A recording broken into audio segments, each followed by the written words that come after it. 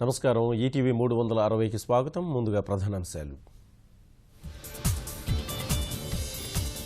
పాత నోట్ల జమతో బ్యాంకుల్లోకి 8,44,000 కోట్లు. ఇప్పటి వరకు 2,16,000 కోట్లు ప్రజలకు పంపిణీ. బ్యాంకర్ల ఉదాసీనతతో రాష్ట్ర ప్రభుత్వానికి చెడ్డ పేరు. తీరు మారకపోతే కఠిన చర్యలుంటాయన్న చంద్రబాబు.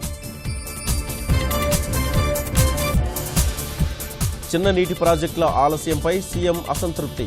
మార్చి నాటికి అన్ని పూర్తి చేయాలని దిశానిర్దేశం. తెలంగాణకు వచ్చేది మరో 28 టీఎంసీలే. కృష్ణానది యాజమాన్య బోర్డుకు ఏపీ లేఖ.